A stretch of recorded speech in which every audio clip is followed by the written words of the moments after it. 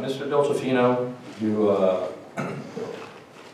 is the owner and CEO and the president and chairman of Dolcefino Consulting, is an investigative journalist from Houston.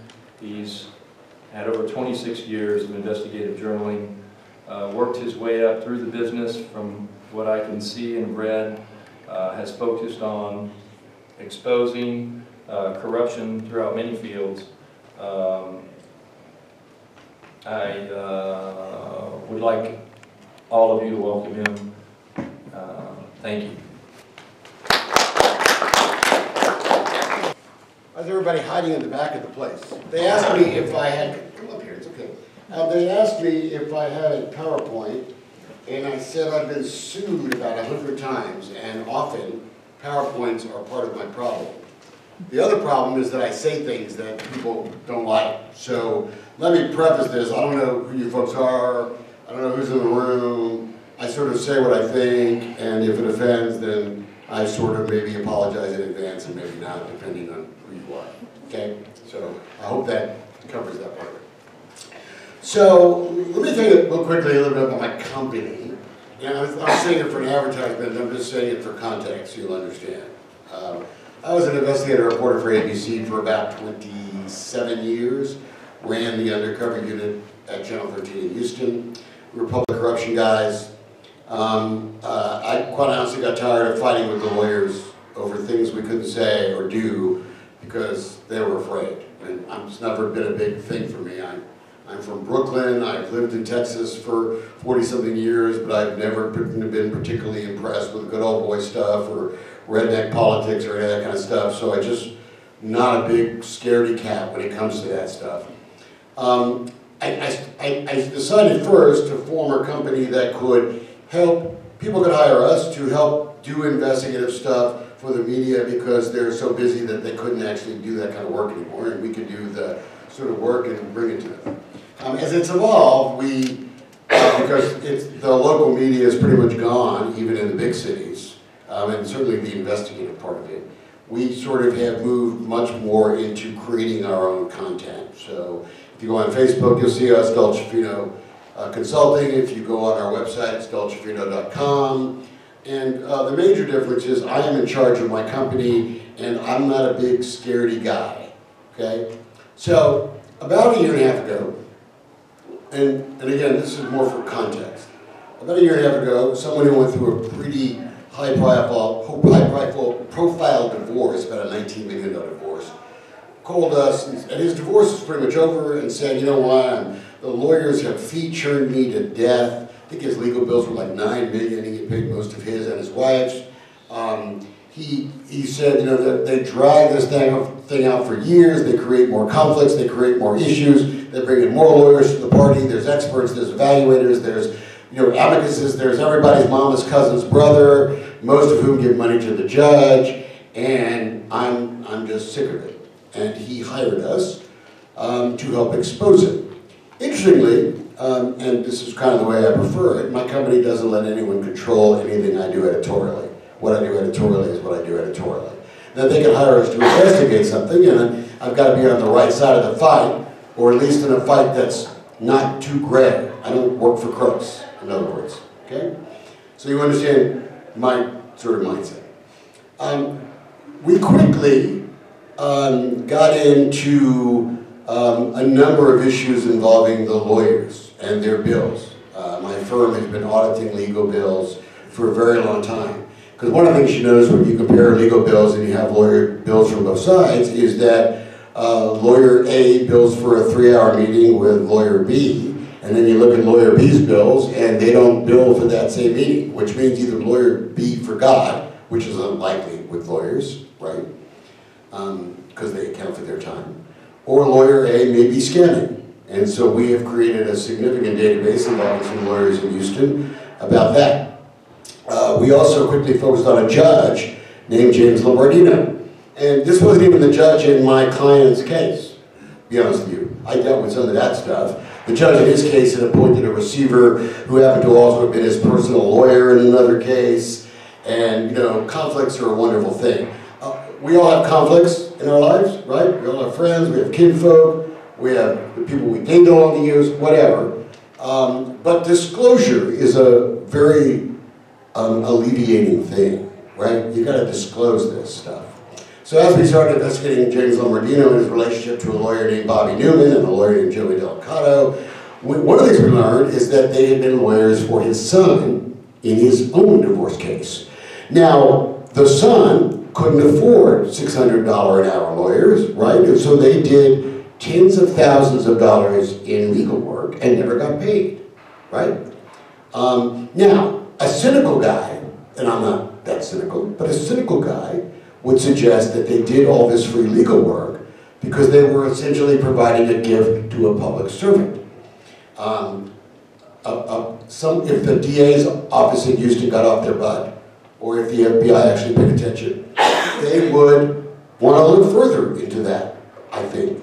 I can't indict people, I can expose them, but I can't indict people. But the judge had, in my view, a clear ethical obligation under the statute to disclose it. Hey, lawyers on the other side, I may be getting ready to rule against you, or I may not. But let me just mention, just so everybody knows, that guy over there was the lawyer for my son. Did $100,000 of free legal work, but don't worry, I can still be fair. Okay? Now, that was the ethical and I think the obligation under the statute. My firm has filed a number of complaints, both criminal and state bar and judicial conduct commission complaints, not only on behalf of clients, but sometimes I just do things for fun, okay? Because I have a very strong ethical compass about that. So here's my observations, and then I want to talk something about equal parenting, I want to talk something about family bridges, I want to talk something about judges and lawyers, especially in small towns, where everybody knows everybody, they all hang out together, they all drink together, they all go to lunch together, they've all worked in law firms together, they've all had cases together. These are all things that my company actually makes a nice living on. It's not a big part of my company, but it's part of my company. People hire us to investigate all kinds of injustice and fraud and stuff. But my observation after getting into it and how now having a number of clients who have hired and do hire our firm for this kind of stuff, a lot of this stuff you can do yourself. Right? I know people are going to say, what are you telling people that for? But the reality is, a lot of the stuff you can do yourself. Now, you may not be able to be scary and mean enough like me to make people worried about it being exposed, but you can do it, right? Campaign records, for instance. I'm a licensed private investigator, which means absolutely nothing, but you can do lots of searches on the internet about where people worked in their cases. On campaign reports, you can see everybody who gave money, everybody who threw a shindig for the judge, and when they threw it. And that's helpful for a couple of things, because I had a guy call me yesterday who was a client of mine who said, well, I was going to change lawyers, but my lawyer assured me that he's taking care of this new judge. We have new judges in Harris County, right? I'm a Republican by trade, my personal life, which again means nothing because I don't care. I'll investigate Republicans and Democrats. I'm an equal opportunity offender. I really am. Black, white, green, blue, I don't care. I really don't. If it's wrong, it's wrong. If it's right, it's right. But there's been a political sea change in Houston. All the Republican judges were voted out. All the Republicans were voted out, right? So we have all Democratic judges. And a lot of them didn't get a lot of money, and a lot of to run. And a lot of them really haven't even tried a case before as lawyers, which is somewhat problematic, right? But it is what it is. But this lawyer told a client of mine, well, you know what? I've raised a bunch of money for that judge. We're tight. We're cool, right? Because unfortunately, and I don't know how it is in other parts of the state, although I have cases in other parts of the state, I really know Harris County. Harris County has become a pay-to-play courthouse. Everybody looks to hire somebody who's kinfolks with somebody, or somebody's mama's brother's political friend, or whatever. It is insanely corrupt and unethical. When people call me and ask me who to hire, I tell them to go look at campaign reports. It makes me feel dirty, but that's the system in this state. And anyone who denies it is lying to you. They can say, well, I just give money to the judge because I believe in good justice and whatever, he went to a cool law school. Look, Sure, there are real ethical people out there. There are ethical lawyers, there are ethical judges, right? Some of them that are very good. So I'm not castigating everybody. But the reality is, there are fixer lawyers. There are lawyers that are brought into cases because they're fixers. And they're not fixers because they're smarter than the average lawyer. They're fixers because somehow they have some connection to the judge. Maybe their staff vary campaign contributions. Whatever it is called reality. That's the state we live in. It's no different at the courthouse than it is at the State House, the place we are right now. People give campaign contributions to lawmakers, I'm sure, because they think they're the best guys for the job, but they also give them to influence. Political action committees were not created to be good government people. They were created to try to influence things. And that's okay. That's fair, right? That's why we have disclosure. That's why we have campaign reports. But I mention it because everybody involved in a divorce case anywhere should look at that before they hire a lawyer. And not just because it might affect who they hire, but it might change some strategy to know that the other lawyer, right, is a big campaign contributor to the judge. And then you wait to see if the judge is close to them. Now, in Texas, although it should be, campaign contributions is not the recipe to get out of a court, okay? And I say it should be, because when I see a family judge getting his largest campaign contribution from a lawyer, and then I'm supposed to believe that that just doesn't matter, right? I just think that's bull. I do. Because there's some things that are logical in life. It is illogical to believe that the judge doesn't know that that lawyer is a big financial contributor. Does it necessarily mean that they're going to be dirty? No. Does it mean that they're probably not going to be mean to each other? Yeah. And sometimes you got to be mean in these cases. You guys were talking, right, about equal parenting, 50-50. Look, in the real world, it would be nice if moms and dads actually acted like grown-ups, like these folks, right? They figure it out. Sometimes marriages don't work, right? And sometimes they don't work for all kinds of reasons that aren't necessarily mean-spirited reasons. Sometimes other marriages work. I'm not here to be like some family counselor. I'm really not. What I am here to tell you is that they figured it out. They probably refused, and they're smarter for it, to get caught up in a system. So look, my company bills most of my clients by the hour. Okay? And again, this isn't a sales pitch for my company, I hope you know that. It is what it is. My company bills like law firm. We do. And lawyers bill by the hour, right? And every time they have a meeting with their staff, and every time there's a hearing where the judge just doesn't feel like it, or one of the lawyers at the last minute changes their mind, or gets caught in traffic, or just decides they're busy, or whatever nonsense reasons I come up with, what happens? The people in the case all have to have their lawyers and pay their lawyers to go to a hearing. I've been to so many hearings in Houston where it's like a 9 o'clock hearing, and we're sitting there at noon, 1 o'clock, judge goes for lunch, comes back at 2. You know, the judges don't like to work that late, mostly, right? Because it's such an exhausting 4 or 5 hour gig. And so they'll leave. They'll say, you know what, let's just reschedule this. How many hearings do you go to where they never actually do what the hearing was supposed to be, right? They start talking about it. Judge says, you know what, I'll think about it. Okay, so let's say average lawyer is $300, $400, $500, $600 an hour, 3-4 hours, that's $2,400 on your side. $2,400 on the other side. Usually in some of these more, involving people with money, there's other lawyers that get involved because everyone wants a piece of the pie. And you end up spending $5,000 or $6,000 and you walk out and you go, what? What happened?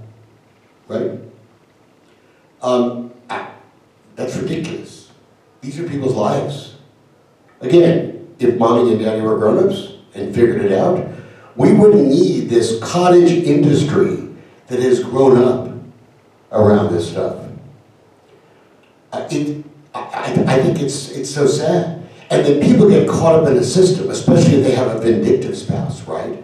A vindictive spouse. And I've had clients that call me and want to spend all kinds of money following their husband's girlfriend's mama in some place. I'm not sure. My husband went to California last year with his girlfriend, was at a hotel with her. Can you find someone to find that out? Well, what city in California? Don't know. And I don't care how much it costs. I want you to go Check every hotel in every city in California to see if you could find it. Now, if I was just strictly just focused on making money, I'd say, sure. You want to spend $100,000 looking for this grand moment of life? Sure. But why? I say no. What are you doing? At the end of the day, they're going to cut up the money, 60-40, 50-50, whatever, and then you're going to work on the kids, right? And if you have a brain, you'll figure out the kid thing, right? You won't make this like, I'm mad at you because X, and I'm going to spend the next 10 years of my life taking you through every court and every possible jurisdiction I can find, and then when I get a judgment, I'm going to start again and modify it because I'm mad at you. I mean, so let's all be honest. Part of this is mommy and daddy's fault, okay? I think I've gotten a good enough sense. I've been a reporter for a long time. I'm a consultant now, but I think I've got a pretty good sense of this. So then you have the mommy and daddy stuff. And then you have the lawyers who might act like me, who might say, no, we're not going to spend $20,000 or $100,000 finding out this stupid piece of information that ain't going to matter at the end of the day. Or you could be some of the lawyers who say, you know what? Let's keep the party going. Because when the divorce and the custody ends, what happens? The bills end. Right? Now, I run a crisis company, so I'm sort of used to that. But when you think about it, some of these law firms, right? What do they care? I mean, I get the whole family code thing and the lawyer's oath and all this nonsense. I get it, okay? I'm not saying every lawyer, but I think everyone in this room knows what I'm talking about, right? Lawyers make money the longer the cases go on. Unless you pay the lawyer a certain amount of money, and then the lawyer might say, hey, you know what? I got paid 20 grand in this case, and it's like a year later, and I spent 60, and all of a sudden they want to get out, right? All of a sudden they want you to make a deal that you don't want to make anymore, okay? So let's be frank about that, okay? Then you have the judges who either are too inexperienced or too ethically challenged, let's say, to do the right thing, right? Because I'm involved in that Brazilian case. I don't even know about the case in Brazil, where the grandparents have just been convicted, helping their daughter kidnap the little boy from the Houston doctor. Documents show he beat her. Documents show he had issues of all kinds, right? That in the mixed crowd I won't get into too deeply, okay? Judge ignored it. Now, maybe, you know, can I criticize the judge? Well, I can sure criticize that the lawyer on the other side was the lawyer for his kid's divorce and gave him $100,000 for legal work and was his biggest campaign contributor and probably gave him a trip on his plane maybe once or twice. Who knows, right? I can criticize that. As a result of that bad divorce case, she fled to another country. Her grandparents are now going to prison because they supposedly helped her after the fact. The root of that case is the bad divorce court. The bad divorce courts can mean a lot of damage to an awful lot of people. I've been contacted by so many people who've been caught up in this thing. I've also been involved in cases involving family bridges. And you don't know about family bridges?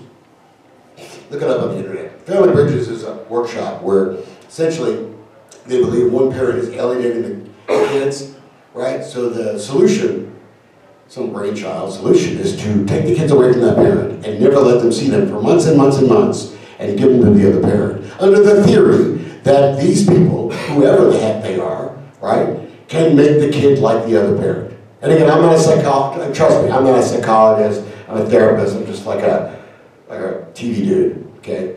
But I think I can observe that that seems stupid to me.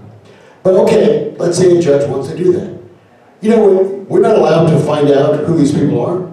We're not allowed to find out if any of the people that recommended it, any of the experts, are getting paid by this group.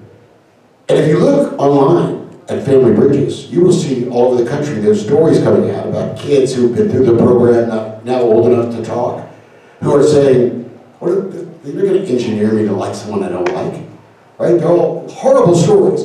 Been on New York TV, LA TV, Washington Post. Not a big fan of the Washington Post, but in this particular case, they're right? Who's monitoring these programs to make sure they actually work?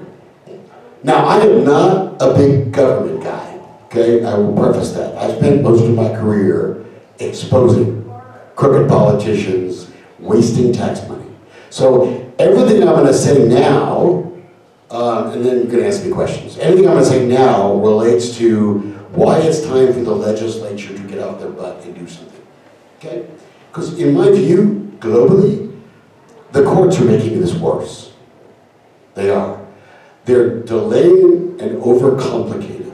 In Harris County, and again, I'm hoping the new judges will not be like the other judges, but in Harris County, you don't even get into court for a long time, unless you're broke, right, and nobody cares, right? Lawyers don't care, nobody cares, just go through it, right? But you have money, right, or enough money, or you're going to spend whatever pennies you have to fight for your kid, right?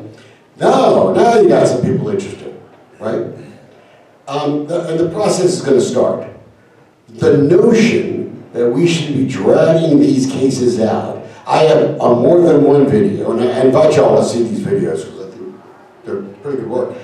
On more than one video, I've said it's time for the judges to be the grown-ups in the room and to stop the lawyers.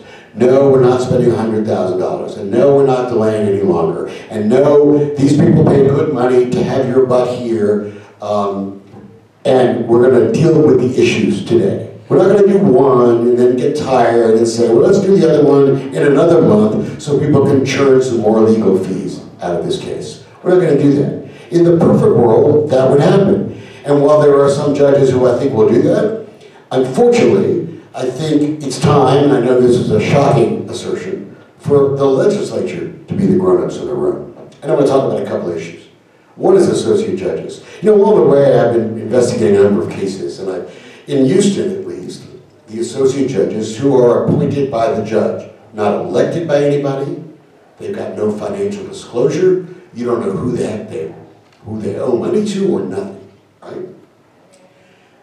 In Harris County, you have the regular public courtroom, right, when you go in, the doors. The associate judges are in a separate court that's down the hall, the side hall, and you have to wait for someone to open the door for you to come in, right? And if you knock on the door, you're in trouble, right? I've had more than one. I've been assaulted by bailiffs. I love it because I like to get assaulted. It's good TV. I'm fine with it. But the reality is, that's not a public courtroom. First of all, it's not. It's like, you know, if you know the secret code to the door, you can get in and see this justice. So I've been, though, in some of them. And it's usually the parties and me or one of my people. And I see these judges making decisions on visitation and even custody. Even custody. And I'm going like, who the hell elected them? I mean, I think someone who has the power to, look, it's one thing to sign a decree, we both agree, right, here. It's one thing to have them do that kind of work. But in this state, we are allowing people that were not elected by a single person who has no financial disclosure to make radical decisions, right or wrong, about children, the custody of children. Now, the family code sort of allows it. And of course, the excuse is, well, you know, if you don't like their decision, you can appeal to what I call the real judge, right? And they could change that. It's called de novo. I'm not a lawyer, don't care to be, just mention it. And I say, oh yeah, that's it. Let me go appeal to the boss of the person who did it and say, that was outrageous, judge. You should prove that you appointed an incompetent idiot and overturn it. The amount of de novos that are overturned is not even worth mentioning, okay? So let's sort of cut to the games. The reality is, associate judge work is pretty much, then you have to go to the appeals court, you have to do all this other stuff, it's nonsense. My view is that needs to be changed this session. It won't be, it should be. What should be changed is that when it comes to the visitation and custody of children, the person that campaigned, oh, I'm going to take care of families, that person should be the one that has to do it, because we could judge that person, okay? Never been a big fan of appointing other folks doing stuff that folks were elected to do. We've created these governments all over our state, and sub-governments and whatever. So the guy goes, well, I just supported the person, I don't have any control over it. You know what? Nonsense. We should not let someone who is not elected destroy a family or take away a child. So, people look to see, Wayne is hired, so obviously Wayne is going to, lobby or, bought, paid for. People believe what they want, I don't want to care. I like certain issues. I do. I was intrigued. I was approached by Texas Fathers' Rights folks. I was intrigued by the issue of visitation, right? And the standing possession order. And I agreed to investigate it. And I agreed to actually do stories on it and the legislature. Because look, at the end of the day, I believe everyone deserves a fair hearing. Now I know there's some people that say, well, somebody said on Facebook that I was an idiot. If you looked at my Facebook page, trust me, I have been called everything in the book. I had family lawyers last year paying my trash guys for 6 months to look at my trash every week. I let them do it. I knew they were doing it because I do surveillance too for a living. But I let them do it because I thought it was good money, extra money for them, right? And I'm also much older now. I mean, 30 years ago, following me would have been a lot more fun. It would have been, right? Now, not so much. I go home, hang out in my backyard with my wife and kids, so take your best shot. I would put dog poop. I would go around, I have 5 dogs, so I would go get the dog poop and put it on top of the garbage, just for fun. Right? It's fun. Chicken manure, all kinds of stuff, just for entertainment value. They also followed me for a long time. I mean, they ran up a pretty significant surveillance bill, following me around, I guess with the hopes that I would do something stupid, right? And I do sometimes do things stupid, but I don't care, right? But if you look at my Facebook page, people have threatened to kill me. I used to have a thing when I was at 13 that said if people would call and say, you'll be dead before 10 o'clock, and I will say, well, you better come now, because if you wait till 10, I'll be on tape, and I won't be there, right? So, prefacing that, this 1 or 2 guys, or 3 or 4 guys, threatened us, nonsense that the Family Foundation guy told me when I talked to him on the phone. Never met the guy, but when someone accused me of being unethical just because I'm looking at something in the first conversation, I sort of put him down in the column of not going to be my friend. That's fine, because I have no problem with the Family Law Foundation. You know what? They advocate for a bunch of lawyers. That's cool. Cool with that. Here's my problem. So if you look, you'll see who their lobbyists are. And again, everyone deserves to have whatever lobbyists to do whatever they want. Who gives money to the Family Law Foundation? Look, I know lawyers do, but which lawyers? So like when a company has a political action committee or a lobbyist, you know that that company is the one that's funded the deal. Who gives money to the Family Law Foundation? I think it should be disclosed. I think everybody should disclose as much as they can disclose. Okay? I do. So then we get to this question of this equal parenting question, right?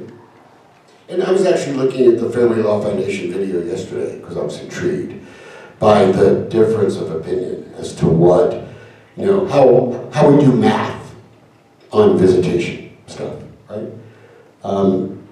I got married, this is a personal story real quick. I met my wife at Galveston Mardi Gras, just to show you what a class guy I am. I met my wife at Galveston Mardi Gras 21 years ago. I was the MC of the parade, she was the banner girl. I was broadcasting and I said, there's my future wife.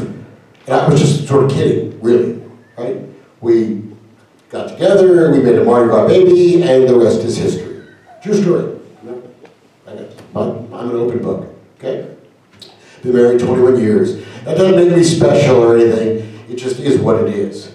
So this issue of visitation, I see what the parents' rights folks say, and I see what the Family Law Foundation is, and I say, well, okay, how do 2 people get such different math, right? You get the 22 to 24% crowd, you get the 47 to 80% crowd, whatever it is number they claim, right? That the person who doesn't have the custody actually has more time, if you think about it, than the person who does, which logically makes no sense, right? I think we'd all agree, just as a layman, that doesn't make any sense. Then you figure out how they get to the math, right? So if you see someone for 2 hours, then that's a whole day. Okay, well, and I heard this presentation on their video. You gotta see it's on YouTube. And I heard this presentation from this lawyer lady who I don't know, I'm sure she's lovely, who said, you know, it's eyeball time. So I said, well, wait a second. If we're really gonna measure this on eyeball time, then why don't we do it the way the, in this case, the fathers group does it, the Equal Rights, the Equal Parenting group does it, right? It's not been a fight I've been involved in, right, very much. So I've got just as a third-party guy looking at it, right? As you look at any story or any investigation, you say, okay, let me see how they get to their numbers, let me see how you get to your numbers, and then let's see. And I said, well, if we're going to use eyeball time, that was their thing, eyeball time, okay? So then why doesn't that one day that they're counting on their chart become just 2 hours? Because that's the only eyeball time, right? So is Friday from 6 to Sunday at 6 3 days, or is it 48 hours of eyeball time? So if they're going to take the position that they're counting eyeball time, I think it's only fair to say, you know what, guys, you know, I may see my wife at 9 o'clock tonight, but that doesn't mean I spent the whole day with her, right? It doesn't.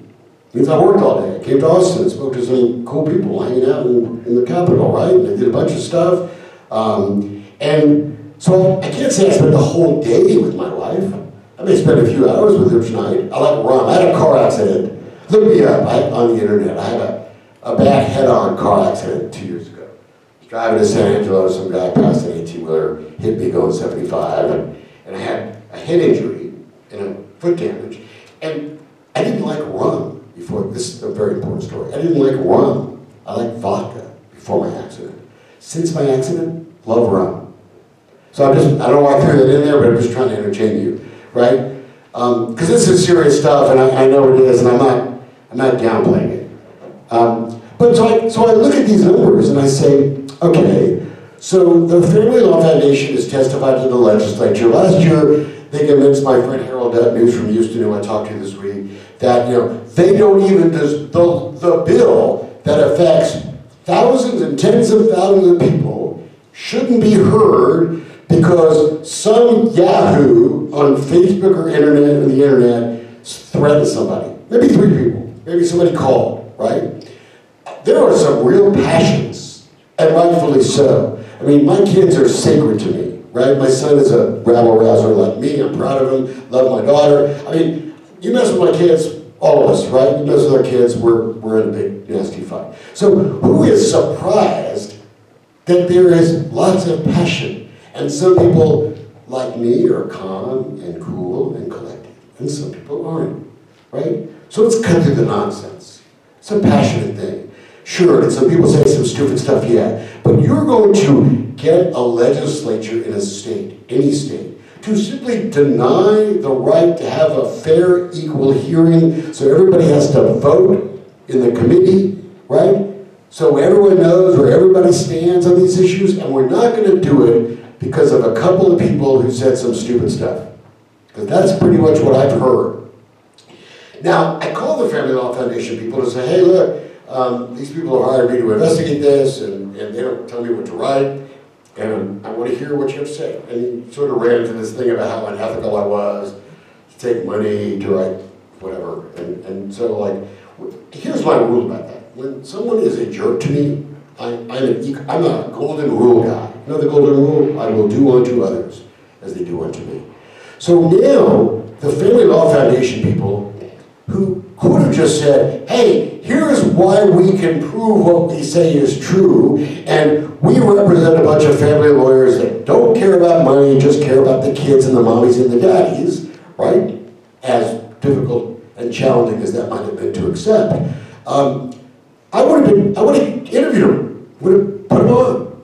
I put people on all the time that I don't agree with, or that I think are full of you know what, right? I do. But he didn't do that. Instead, he attacked me. So, I feel that I have fulfilled any obligation I have, other than just to say the reality. That as I told Harold Dutton, the chairman, the current chairman, who knows who's going to be chairman of the committee. And my son, by the way, works for Briscoe Kane as an intern, right, from Houston too. I've known Briscoe for a while. My son got the job. You know, have fun. Not my job to tell him where to work. Briscoe may or may not be on that committee. I don't know, doesn't matter. But I did talk to Briscoe a couple months ago about some of my concerns about disclosure. One of the other concerns I had is, I have a case right now where a lawyer on the other side, one spouse was told to pay the other spouse's legal fees, right? Right or wrong, he was. And the lawyer and the judge were buddies, and the lawyer got like 70 grand. And so my guy said, hey, can I explain the bills, right? I have this weird view of this, that when a judge orders you to pay some lawyer or some expert or some psychologist or some, any of the 90 professions that seem to be part of this party now, right? Custody evaluators, advocates, whatever. When he tells you to pay them, you should have a right to see the bills. Like, how they actually spent the money. I know this is weird, this whole disclosure thing. I know it is. So, in the real world, the judge, right, should do this. You shouldn't have to hire lawyers and spend more money to then fight for the records detailing how the money you're spending is being spent. Think of how stupid that is. But it's not happening. There are people making all kinds of money without any sort of accountability.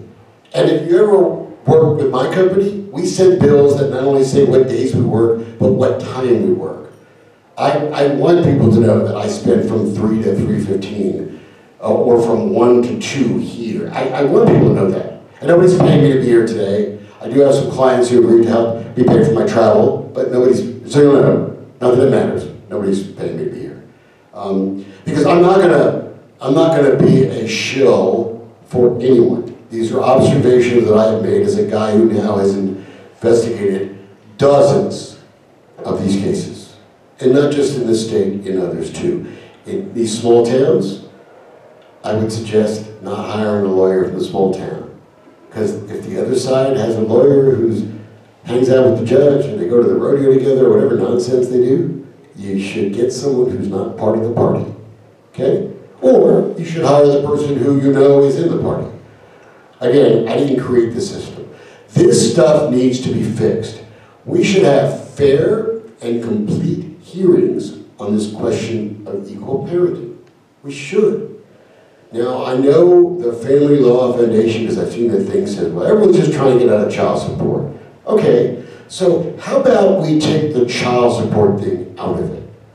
Why don't we just say, you know what, this won't affect child support. But whatever child support determination we make and who's supposed to pay who is taken out. What happens then to the argument, right? What happens? Because that's what they say, right? They say that all you fathers folks, right? I've known him 2 weeks, so it's not like we're like buddies or anything. But all you fathers folks just want to change this, right? It's worked great, right? Everyone's making money, everyone's cool, why are you changing it, right? And they say, well, it's just better this way, right? Let mommies and daddies and let these kids grow up knowing they have mommies and daddies and, you know, whatever, right? And they say, well, no, it's all about the money. Okay, well, take the money out of it. Say it's a separate thing. No one's told me to say this or asked me to say this. This is just an observation, okay? And y'all may agree, may not agree. But just take the money out of it. Say separate determination. Equal parenting is a separate determination, right?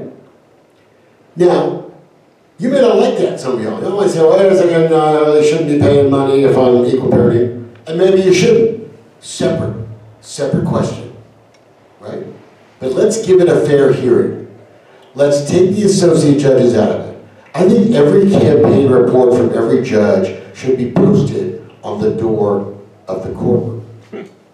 I think, look, I don't like electing judges. I think it's stupid. I really do. And we elect family judges who know nothing about family law, not even certified in family law, never even had a family law case, right? They're businessmen who are lawyers, or they're conservative, or they care about mommies and daddies more than the other guy. Can I tell you something? We don't really elect judges, we just vote straight party, most of us. We do. I don't, but most of us do. And so we end up, like in Harris County, when all of a sudden we've decided that every judge in Harris County who was a Republican was a bad judge, right? Which isn't true. I mean, David Farr, for instance, was a fairly judge. I don't work for him, never worked for him in my life. Good job, really helped me along the way. Helped explain to me some things along the way. Good guy, good judge, knows what he's doing. Got bounced out by somebody that may not know a thing about judging. That's stupid. So we should change that. And I know these are pie in the sky things that aren't going to change in the system, but we work on associate judges. We work on equal parenting. I have told Harold this, that I will be watching everyone on that committee. I will be watching to see who they got money from. I will be watching their hearings. I will be watching to see that everybody gets a fair shot at presenting their case.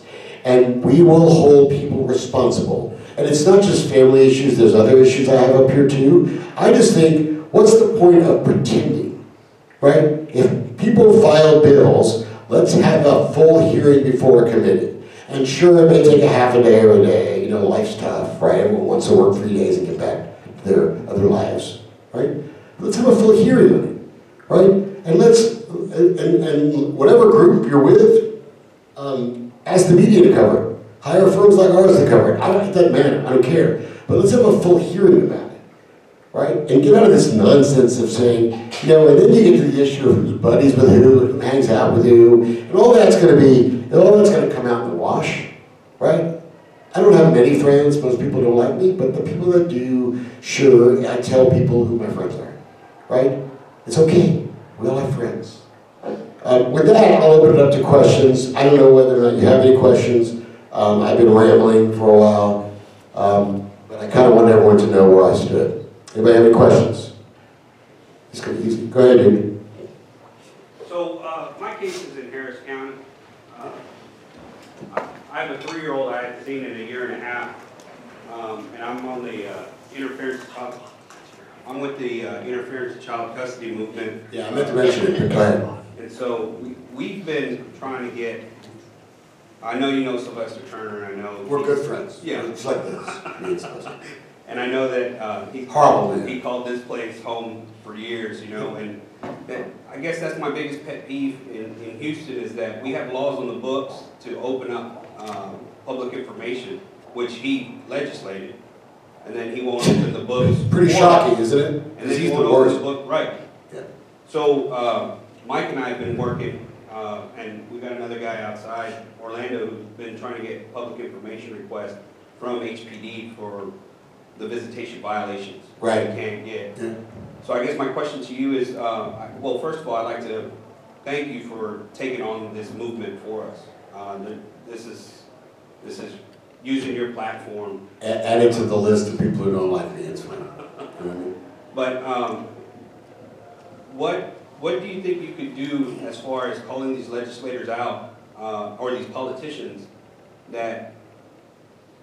that's the problem is that these judges and these lawyers, they all know the rules. I mean, legislative intent is how it's written. I mean, period. Sure. So let me say a couple things. I don't necessarily blame Sly. I call him Sly, Mayor Sly. I don't really blame Sly for the HPD thing, okay? I filed 3 criminal complaints against the mayor so far in the last year for egregious violations of the Open Records Act. They've all gone to the District Attorney Kim Hogg, who is a longtime friend, useless. Useless as the DA. Absolutely useless. Has no interest in enforcing the transparency laws, in my view. Nothing personal, I didn't have a fight with her, I just think, and I've told her this, useless. I'll give you my email address, send me the requests you send, because I'll send them. I don't mind sending them. Because sometimes you ask for things in ways, I'm not making excuses for that, but sometimes people ask for things in ways that, right?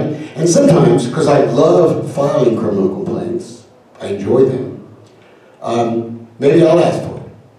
And maybe they'll try to mess with me, and I'll file criminal complaints. I would suggest that the Attorney General in the state is fairly useless. Sure, he's a lovely guy, only met him once or twice. Useless on public information. Absolutely useless. because they're not fact finders. If the government says, hey, you know what, we looked and this stuff could be exempt because of some nonsense, whatever, AG goes, they don't look at the records. They go, okay, we're cool.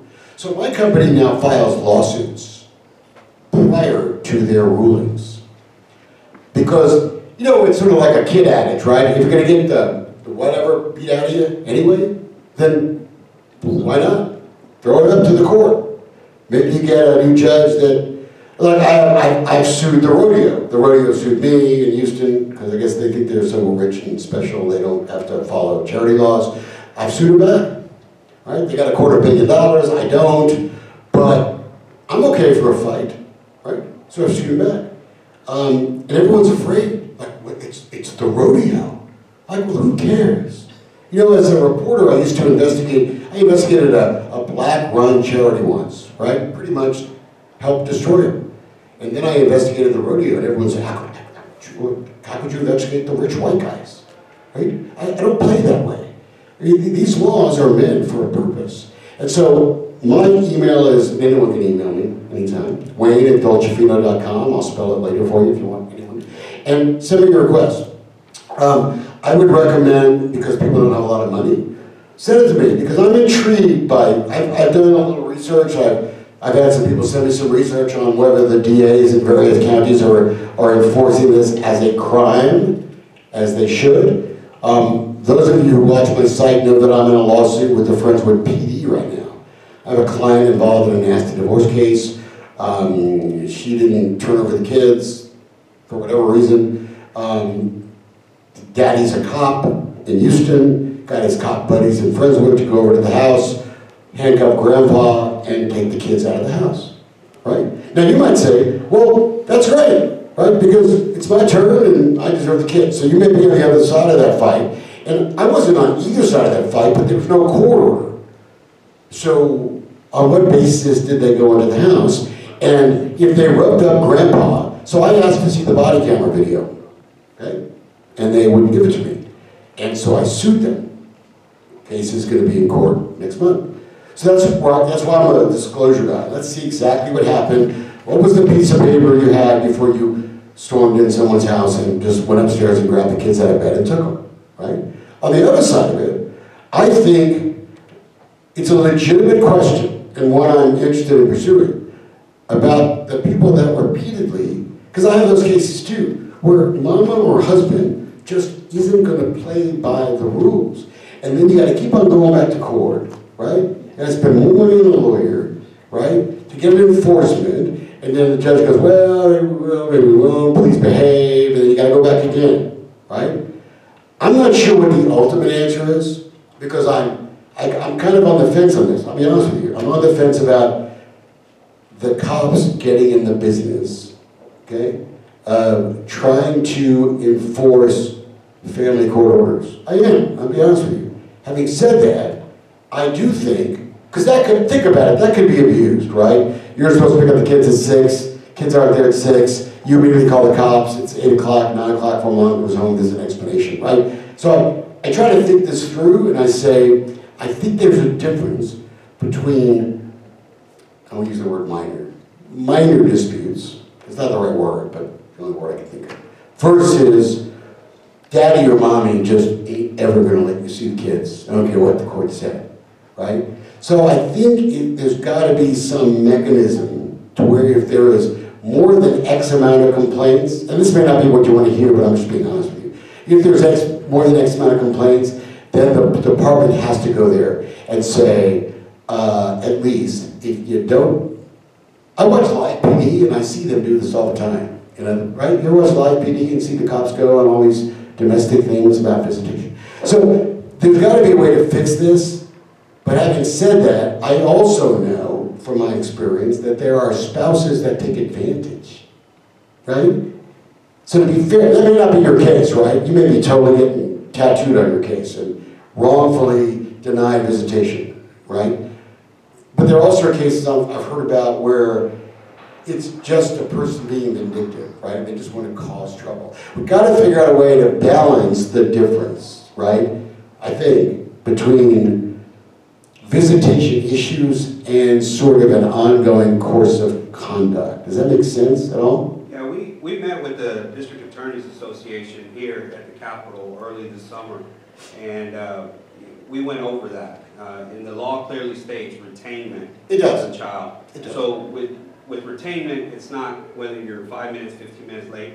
Hell, you could probably miss one visitation or even two. But like in my case, it's been 1.5 years since I've seen my 3-year-old. I get it. And so we've had to work with these district attorneys to acknowledge, because these police officers were telling us it was a civil matter. So let me suggest to you that, in my view, the DA's Association may not be the right fix. You might be better off fighting it with individual DAs and getting individual media in those individual towns where these cases are. I say that because things like the DA Association, and look, I love country places, so I'm from Brooklyn. I'm not one of those Brooklyn's Yankee snobs, but there's a lot of small town places where they just don't want to mess with it. You know what I mean? You got like a couple of cops, DA, they don't want to mess with it. So sometimes these statewide groups, and I don't know enough about them to know, but sometimes these statewide groups are not the place to go. For instance, in Harris County, because I'm more than happy to help mess with Kim,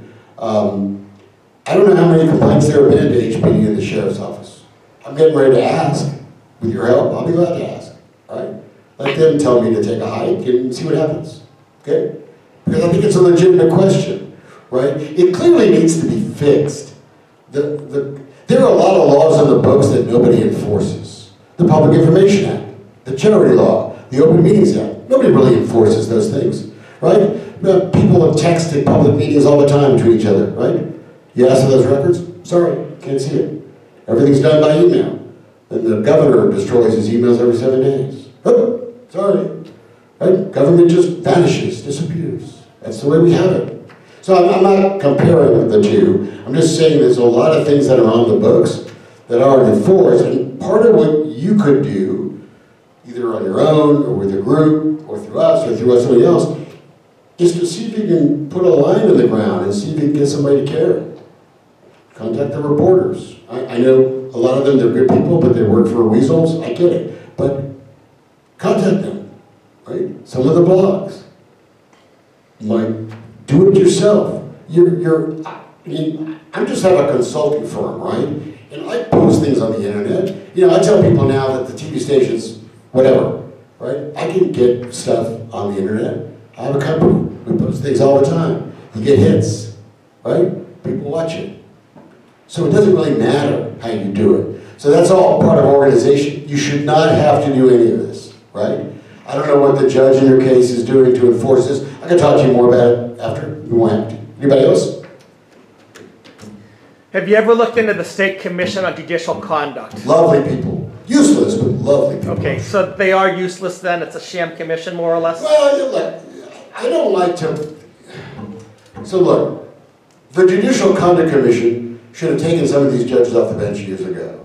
There have been criminal complaints made about judges. The State Bar, there are criminal complaints about lawyers where they, say, don't do that anymore, don't cheat those people anymore. I'm a one-strike guy, really. I don't really get the whole, 2 or 3 times you can cheat somebody and then maybe we'll do something, right? Our stuff is secret, can't really let you know, right? I think, it's funny, when I investigated teachers years ago, you could find out every complaint made on a teacher, whether it was founded or not, right? Because sometimes people make false complaints. Why can't you do that with cops? Why can't you do it with judges? Why can't you do it with lawyers? Because they are all powerful lobbies, right? And they protect themselves because, God forbid, we should discover that some lawyer has 900 complaints that have ever been sustained. I think all of it ought to be opened up. And the lawyer wants to say, yeah, I've had 40 complaints, but look at them, they were all dismissed, and they were all a bunch of idiots and yahoos and freak shows or whatever. That's fair. But why should we know? Every time I've gotten sued, and it's a large amount of times, all in the public record. Fine, right? I'm a disclosure guy. The Judicial Conduct Commission could do so much more, but they were not created to do it. It's like the Ethics Commission. They've never subpoenaed a single witness that I know of in an ethics complaint. They weren't set up. They were set up to pay lip service to disclosure. right? I see judges' campaign reports and never taken a penny from anyone. Come on, really? In Texas, it's legal to go fancy places with people as long as you're there with them, right? It's still a gift. If someone buys me dinner just because I'm there, it's still a gift, right? If I'm making laws or judging, that should be disclosed. Now, if you want to explain that I went to the Super Bowl with Judge whatever, right? I'm a lawyer, he's a judge, we went to the Super Bowl because we're buddies, we're friends, we love each other, our mothers, cousins love each other, then fine, but it should be disclosed. In this state, not required, right? Some places that's bribery, not here. So in my world, we would fix a lot of the stuff, and they would have opened investigations without someone having to even file a complaint. You ever like the DA in Houston makes us go through this big checklist of stuff, hours and hours of work to file a criminal complaint that gets shoved in someone's garbage can somewhere, okay? And I said, well, don't you watch TV? Don't you people read the paper, right? Why do you need somebody to file a criminal complaint for you as prosecutors and investigators to say, hey, maybe someone should investigate this? Because that's what you're getting paid to do, right? That's the state of this state. It's not a good state, in my view, for ethics at all. And it goes to the commission, the ethics commission, the state bar, all of them. But they like it that way. The lawyers like it that way. I get it. Look at all the legislators. A lot of them are lawyers. Do you really think that they're going to pass these really tough lawyer laws here? Don't think so. Anybody else? Go ahead. We talked a little bit about the Texas Family Law Foundation, and you're already familiar with the Juvenile Justice Family Issue Committee, the chair, Harold Dutton, a lot of the other players. I mean, you've been an investigative reporter for a while. I'm guessing you spent a lot of time here at the Capitol. You know how things work up here. Now, when certain bills get passed, for instance, the equal parenting bills, or any type of family law bills, the committee that has to go through, the JJFIC, they invite the Texas Family Law Foundation to come and advise them on whether or not to pass these bills, knowing that these are paid lobbyists who represent the interest of family law attorneys. So any type of bill that you want to pass that maybe, makes disclosure among the judiciary or family law attorneys more open, or any type of thing like that, the judiciary is going to invite the lobbyists who represent the interest of family law attorneys to advise them on whether or not to pass that bill. And I guess this ultimate question to you is, have you ran across this type of situation before at the Capitol? All the time. Okay. All the time. Look, here's the reality. Everybody's got buddies, everyone's got friends. The staffs and the clerks all go out with everybody, right? You don't even know half the relationships that really exist, right? You don't. At the end of the day, we can't stop, nor should we stop, any lobbyist, right? I mean, I remember I was talking to the family law guy. I didn't record the conversation. I should have, because I love when people insult me. But and it's Texas, one-party state. I could have recorded, didn't. But I was trying to be nice, and he wanted to think about how unethical I was, and then he was talking about the state bar, that they're somehow connected to the state bar in some way, right? Didn't catch the specifics, don't care. No, you're not, right? You may tell family, you're a lobbyist.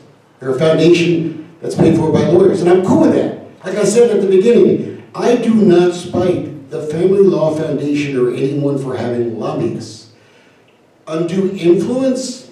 Now they may say, well, we have to trust the family lawyers because they know more about the family law. And that's fine too. But in that, they need to say, but I need to remember that the family lawyers are, and I don't mean to be mean, are working for lawyers who make more money if the drama goes on longer. If there are constant battles over visitation, there are constant battles over the finances, they make more money. That doesn't inherently make them bad, but it is reality. And so I would invite all the legislators to pay attention to that sort of little conundrum, that sure, they claim they're all for the greatness of the family, but they're all making money when the family ain't. And they make less money when the family is. And I think that's a motive that should be consider. Is that a fair way to answer it? It is. Thank you for All answering right. the question. Dolcefino Consulting. It's on Facebook. Dolcefino.com. I'll spell it if you want me to later. Wayne@dolcefino.com is my email. When I started my company, I tried to buy my domain name, and there must have been some German dude who went around buying domain names of TV reporters, right? So he had my name. His name was like Schmerkel or something like that, and I said, corresponded with him, spent a bunch of money finding him, and I said, I want to buy my name. I mean, it's my name. He wouldn't sell it to me.